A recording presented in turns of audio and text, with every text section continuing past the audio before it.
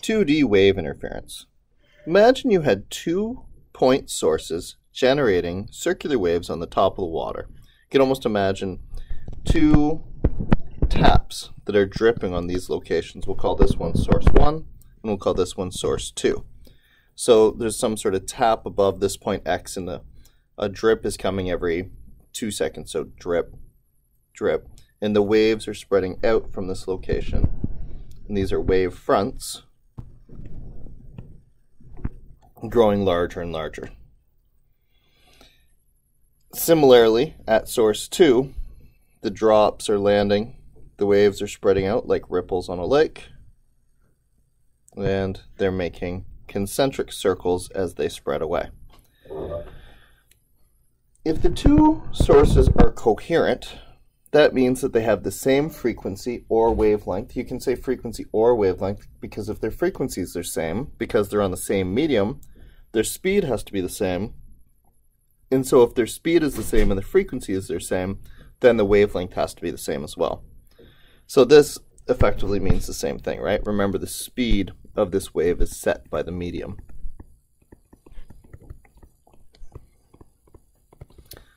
So again, if v is equal to f lambda, and I say that the speed is set by the medium, so that's a constant, then if I say they have the same frequency, that's saying they have the same wavelength. That means the same thing. Anyway, to say they're coherent means they have the same frequency and the same wavelength. And we're going to, just to keep it simple here, say they have the same phase. That means that when the waves started, they started at the same time. So we have these 2 waves, these 2 drops of water landing on the top of this bathtub of water, and we have these 2 concentric waves coming out in space. What we'll see then is a consistent wave interference pattern formed on the top of the water. Immediately in the middle of the 2 sources, when the waves leave from S1 and S2 to go to that point, they will travel the same distance. Let's call the distance they travel from the place where the water drop landed in the water, so the place where the wave is started, or the original spot of the wave, to the location of interest, which I'll just call X for no better reason. I'll call that the path length, and we'll use the symbol for path length L. This will be L1. I can't see that here. L1, because it's the path length from source 1. And this will be L2, as it's the path length from source 2. If we consider L1 and L2 on a line that is exactly in the middle of the 2 sources, then what we're saying there is that L1 equals L2.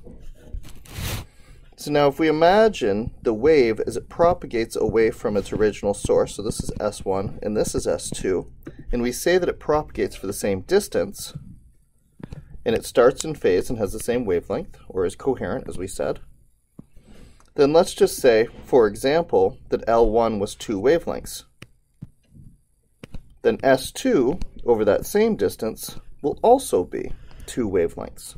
What that means then is that when those waves meet at point X, they will arrive perfectly in phase, so perfectly lined up with each other. What that means then is as these waves continue to oscillate from low to high, they'll always be oscillating directly in phase, and they'll always be adding constructively. So the resultant wave will be large. We call this an antinodal point.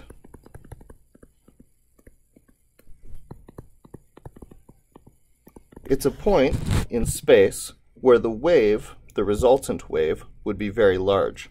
If we considered the wave to be a light wave, it would be bright. If we considered it to be a sound wave, it would be loud. If it was a water wave, it would be tall.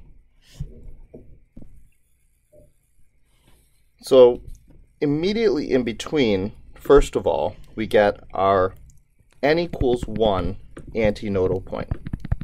We call it n equals 1 because it's the first one, or, well, that we're just going to call that one the first one. This isn't the only place where we get antinodal points. We also get antinodal points if the path length difference between L1 and L2 is one integer wavelength. For example, imagine L1 is still our two wavelengths, as we had in our first example, but now we're going to shorten up L2 so that it's only one wavelength.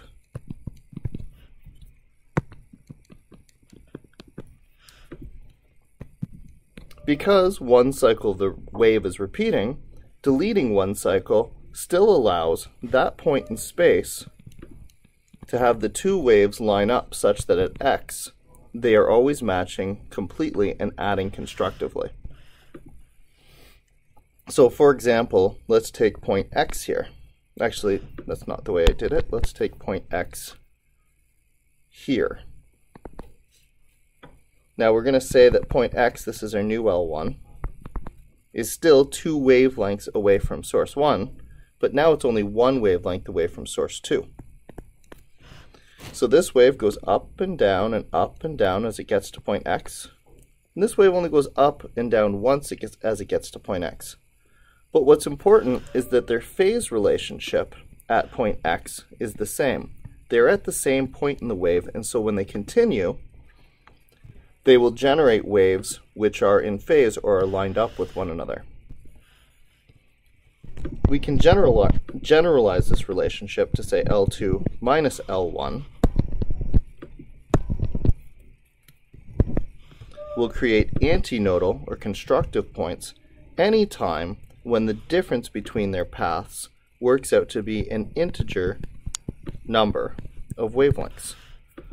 So if it's no difference at all, as in n equals 1,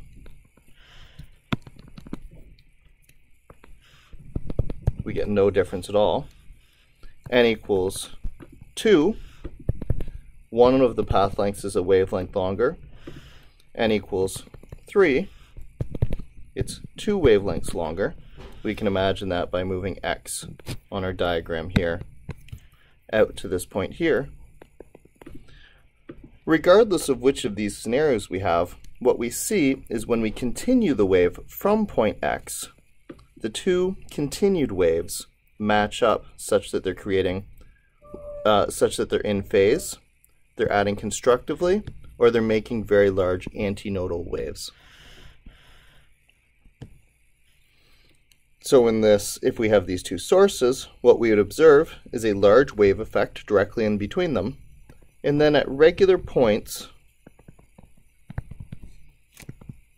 we would see a repetition of this large wave effect whenever the path length difference from one source to the other source matched up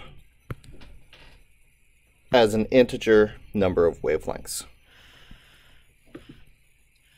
So when we consider the consistent wave pattern set up by coherent waves, that's how we determine where we would see the largest wave effects. In the next video, I'll go through how we would end up with the smallest wave effects, or the nodal points, or where in this interference pattern we would see no waves happening or very little waves happening due to destructive interference.